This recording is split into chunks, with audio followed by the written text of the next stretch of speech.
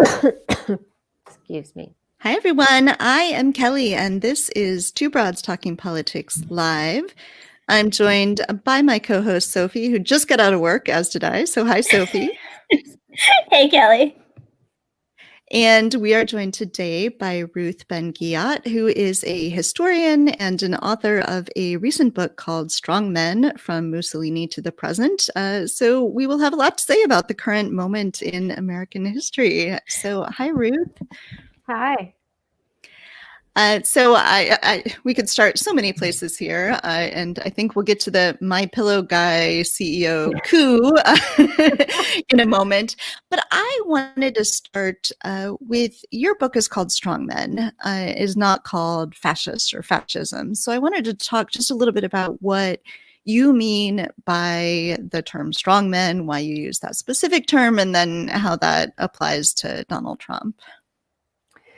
So I hit on the term strongmen. I see them as a subset of authoritarians. And they do things authoritarians do, like, overwhelm, the executive overwhelms the, free judiciary and the press and all the things we know about illiberal rule. But they also use machismo.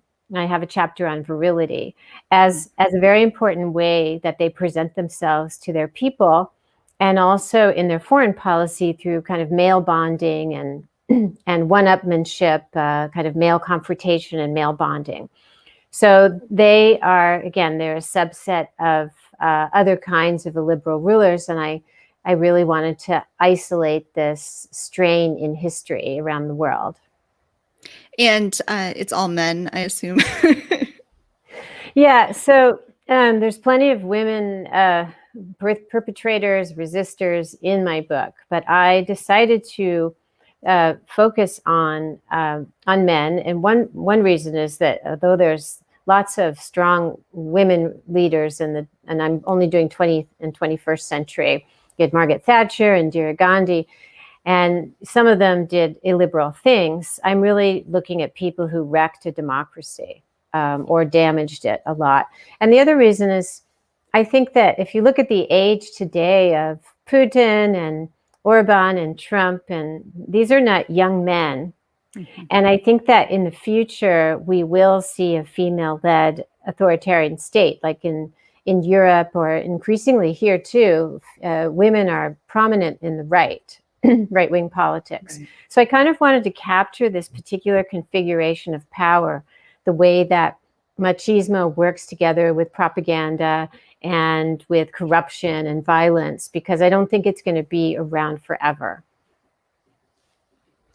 How early in the sort of Trump age did you start seeing these signs that he was part of this tradition of strongmen? So when he started retweeting neo-Nazi memes in the fall of 2015, started holding rallies and having loyalty oaths, that really got my attention, and not in a good way. So I had already been writing for CNN on historical subjects. So I had this platform. And so the first pieces I did were from the fall of 2015. And then it just went from there. When another milestone was when he announced in January 2016 that he could shoot someone on Fifth Avenue and wouldn't lose followers. This was a huge red flag for somebody who studies fascism, because he was saying that he would ally with, violent people. He was himself capable of violence and glorifying violence. And he also was saying that he'd get away with it. So it couldn't really be clearer at that point to me. And so the rest, look what's gone on ever since. So you posted a quote from Strongmen on Twitter earlier today, and I found it really interesting. I want to talk a little bit about it. The idea of defeat fuels strongman behaviors like persecuting more enemies or firing more truth tellers. Trump's desire to stay in office stems from fear of meeting a bad end, losing immunity from prosecution, or becoming a nobody. And I want to talk a little bit about what that means for how you deal with a strong man, right? Like what can history tell us about how to avoid falling under the thrall of strong men, or to get out from under their thumb if their losing only fuels their rage? Yeah, in terms of the beginning part of the equation, you know, what I just talked about, where here was somebody who was saying very clearly he was not going to be obeying the rules of democracy, because who in their right mind, as a presidential candidate, talks about shooting someone? That's just not part of the democratic with a small d formula. So one of the lessons that we're learning, and many people learned, is, you know, to take this rhetoric seriously, and take the people in front of you. If they tell you they're not going to give you, you know, show you their tax returns, that's not a good sign. So there are a lot of lessons in this, obviously. On the other end, the same thing that makes them able to get power and also make people subordinate to them, their amoral and violent personalities, their willingness to ally with anybody, any partner is good, is also why they're not very prepared to leave power. And they're sometimes the last to realize that their time is up. Because when they govern, and this, I didn't expect to find this as such a through line, because I have three very different periods. I have the fascist period, I have military coups, and then I have 21st century, where, you know, you come in through elections and you manipulate elections to stay there. But throughout, they make these kind of inner sanctums or cocoons around themselves with flatterers and family members. And these people, you know, indulge their worst proclivities and don't tell them the truth. And so they grow to believe their own propaganda, and their ego gets even more out of control. And then they make bad decisions. And they get desperate if they think they have to leave office. So I want to talk some about what happened last Wednesday with the storming of the Capitol. I think a lot of people have struggled with what language to use to talk about it, myself included. You know, there have been people who've used, you know, sort of benign language like protesters or something, and then all the way up to people calling it an insurrection or a coup. What do you think is the way we should sort of think about this event in the lens of history, and how do we talk about it in a way that recognizes it for what it is and doesn't make it into something that it's not? Yeah, that's a great question. I do see it as in the family of coups, and in particular, this would be a self coup, of which there are some in history. They're not as well known, because normally we use a coup for somebody who's outside power and trying to get in, right? But here we have somebody who's in power and is trying to stay there. And so if we really broaden the lens out and look at, you know, why were these people incited into charging, you know, the Capitol? This is the insurrection part of it. They were trying to disrupt the process of democracy by, you know, so that Biden's win couldn't be certified, and thus Trump wouldn't have to leave office. He could stay there illegally. So in that sense, it was part of a self coup. It was an insurrection of violent action that was incited to the end of a self coup. And what do you think, given what history tells us, should be the response to something like that? I mean, our response as a country, and this is true of everything that happens these days, is kind of half-hearted. Is, you know, a bunch of people are going to be mad about it. Twitter is going to take some action. The Democrats go in and, you know, a couple or 10 Republicans join them in saying he should be impeached. And then nothing happens, and we all go, okay, well, crisis averted, we're fine. How do we need to react? You know, because I'm sure this won't be the last time in near future that this sort of thing happens, unfortunately. How do we react in the moment, and how do we react long term to prevent even more stuff happening? I think that, you know, if you're not going to punish this severely, and again, the impeachment was very important because as a gesture that wasn't just a gesture, as an action, right? If you're not going to punish this, what on earth are you going to punish? This was, and people died, and these rioters killed police. And Donald Trump riled them up and incited them, and so extremely. And so I'm very glad that the FBI and other agencies are trying to figure out exactly who was in this and behind it, because one of the scary things is that this guy in animal costume gets a lot of press, or some of the others we can maybe want to explain them away as outliers. But the more we're coming to know what this was, it had lots of people from within our institutions that are supposed to protect us: military, law enforcement. There were Republican officials, and more will come out about this. And so what does this tell us? That the threat is inside our institutions. It's not just these ragtag, militia people and survivalist people who showed up. We will find out over time that this was a highly coordinated, action, even if once they got in there, some of them were not these disciplined warriors. But as a whole, it was something that involved many people from inside government institutions. So we must act against this severely, or all the people who almost 200 Republican officials didn't want to impeach Trump, and some of them are looking to see what happens. So if you don't prosecute, if you don't punish, then it's an implicit message to others that they could try this in the future. So Kelly's question was more reacting to that moment. I want to ask more about preventing in the future. Specifically, what can history and the history of strongmen teach us about how we can shore up our democracy? Because if we're talking about not necessarily a military coup, but a self-coup, as you said, and manipulating democracy to get into power, how do we safeguard democracy against this kind of action in the future?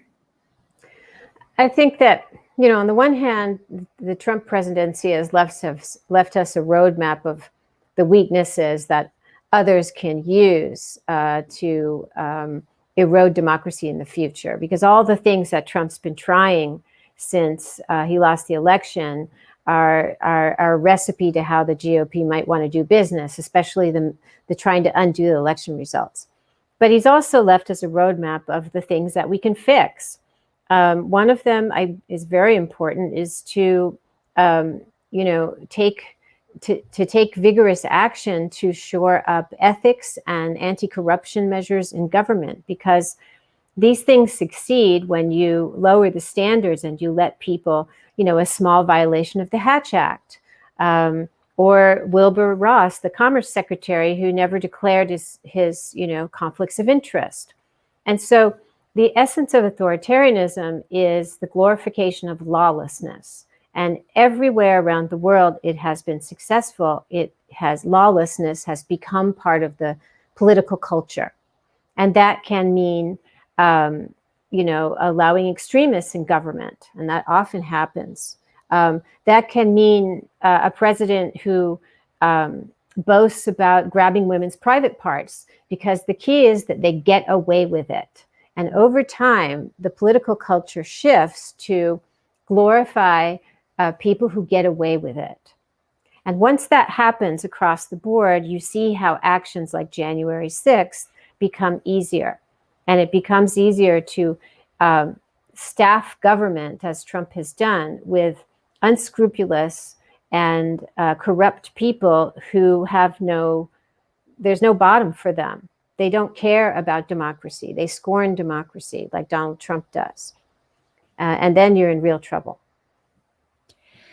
So I think, as happens so often in the Trump presidency, we all sort of get really upset about something and then it doesn't happen immediately. And we sort of breathe a sigh of relief and go, okay, everything's fine. And that's what the current moment feels like, that we've said, okay, well, January 6th happened and that was really bad. And then we took some actions that were incomplete. And now everything's fine. We've got 5 days. What can possibly happen? What are you concerned about between now and 5 days from now when Joe Biden is inaugurated? Because it's never over till it's over. And, when people say, well, Trump must realize he didn't succeed, knowing and having unfortunately had to spend 2 years immersed in these guys' heads, and also, unfortunately for us, Donald Trump maps on 100% to the personality type of all these leaders. So for that kind of mentality, which is deluded, which is reckless, he thinks he did pretty well because almost 200 people wouldn't vote to impeach him. So that's an implicit approval because that's how he thinks. And and he's not prepared to leave office. He's making gestures, that he's supposed to be flying. They announced today in the morning. But now we hear about, he's been meeting in the past days since January 6th with military intelligence. He wants to have, we heard also, a send-off that would have a military component, like a color guard. And I immediately thought, there should be nothing anywhere close to DC that is military coming on his behalf, mobilized on his behalf. Like, did we learn nothing? And the fact it's this My Pillow guy who is writing about, have martial law, apparently, if you need to, can make it seem the usual ridiculousness of the Trump era. But it's still extremely serious. And the lesson of strongmen is that they don't give up until they don't give up, period. They don't surrender. They prefer to drag their countries into civil war, into destruction. And this doesn't change over the century. So I am not considering that this is over at all. What would you say would be the best outcome that we could hope for right now, assuming that we get to the inauguration without any, huge coups again? What do you think would be the best thing that we could hope for over the coming months? I also want to go on record that I believe very strongly the inauguration must be virtual. It's just there's way too many risks of many sorts to have it be in person. Health risks, national security risks, all of that. But assuming the transfer of power happens, I think, was your question about what would be a good outcome? Yeah, I can't even imagine after Trump leaves. I can't imagine sort of what the positive outcome is after that. Where do we go? Part of the problem is that the Trump administration's been trying very actively to sabotage the Biden administration by not dealing with the coronavirus, not dealing with economic relief properly. And this is a strategy to have that government come in and fail and look so bad. And also, here's where even more nefarious things, you could have Trump acting as a kind of agitator with his band of extremists, right, inside the Republican Party and outside, to make America very unstable, very dangerous. So this would create more of an appetite for law and order rule, and the Republicans could come back in 2024. That's a very long-term scenario. But what the Biden administration can do, which would, I think, really be good for morale too, and show they're taking this seriously, is to appoint commissions very early on in the next months to investigate extremism in our institutions. in government, in the military, in law enforcement, also commissioned to investigate corruption in government among civil servants. So this kind of thing, these like high-level, nationally backed initiatives to address the problems that some of them were already there, and Trump just weaponized them. And that would be a fantastic thing to do as a way of moving forward and doing something constructive, but something that is not forgetting about the crimes of the past, quite the contrary, gathering information so you can deal with it. Because just the extremism issue, if we don't know the scope of it, then it's very hard to address. Are there other politicians or public figures in the United States right now that worry you, that you see these same kinds of tendencies from them? I mean, certainly there are unscrupulous politicians, we know that, but are there some that fit this model of strongmen that you think we need to keep an eye on in the future? I mean, the strongmen, they don't come around that often with the very specific toolbox of talents. And Trump is a very unusual figure in his ability with the media, in his ability to speak to people and make them feel that he loves them. This is a real art. You can call it charisma, you can call it manipulation. But, think of even his January 6th speech was about loving them. So all of the people who've been successful have had this talent. So if you take somebody like who is a right-wing extremist like Ted Cruz or Josh Hawley, they don't really have that talent. They have some of the things, but they don't have that communication genius, or that willingness to do this kind of politics of emotion. Because what Trump did so successfully is make people feel included in a community, and make them feel like he loved them, even though the secret of strongmen is that they despise the people they rule, and they couldn't care less about public welfare or governance. But those people don't realize that because he speaks in such a emotional manner. So I don't see anybody else right now within the GOP who's been very visible so far.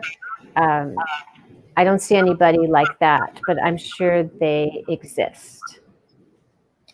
That's really interesting to think about, because there was recently a study that showed that one of the strongest predictors of Trump support was actually isolation and a lack of community connections. And I'm wondering if that is true with other strongmen throughout history, if they've also arisen in times of like great isolation and sort of social upheaval. I don't know about the isolation, but social upheaval for sure. In fact, one of the recurring patterns because the book is about, and finding patterns that in situations and conditions that occur and reoccur that cause these kinds of figures to have success. And one of them is when there's been a lot of change in society. It could be gender emancipation, could be workers' rights, could be racial equity. And this leaves people some people overjoyed, and some people very angry and uncertain. And then there's the theme of demographic change. And, Mussolini in the 1920s was talking about white people being threatened by people of color because they were having too many babies. So this is not new. So this situation was there very much in America. But Trump knew how to speak the language of reassurance, that he was going to fix it and he was going to be their voice. And this is very powerful. But Hitler did this as well. And Hitler was not having much success until the Depression hit. And that's what allowed him to become a huge popular phenomenon. But when he would make his speeches, which were very emotional, and his gestures, and he would sweat, and people would say, he's expressing what I didn't know how to say. I feel it inside, but I don't know how to say it. So the communication aspect and the language of emotion aspect and the community aspect is really important, especially when people feel isolated or threatened. So we could probably keep asking you questions all night, but I think people should go read your book instead. So how can people find your book? It was recently sold out on Amazon, but I think there's new copies coming every day. Indie-bound, independent bookstores, it's very important to support them. It's at a wide variety of vendors and outlets, Barnes and Noble.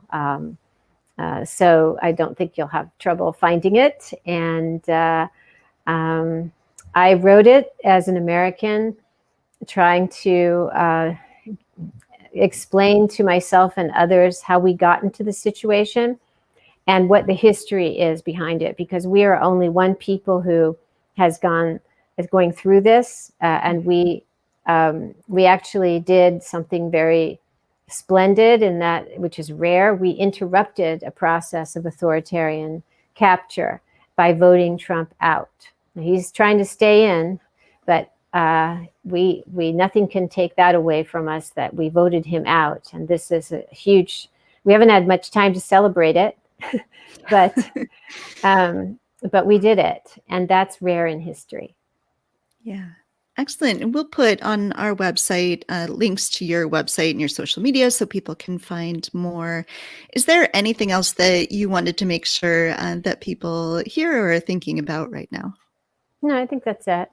Okay. Well, Ruth, thank you so much for joining us. This was a really excellent conversation. I can't say I necessarily feel better. I'm still sort of terrified over what's going to happen for the next week. Yeah, but it's good to go in with an idea of what it might be. I know. All well, right. Thank you. Thank you for having me on. Thanks. Okay, bye. Excellent. Thank you.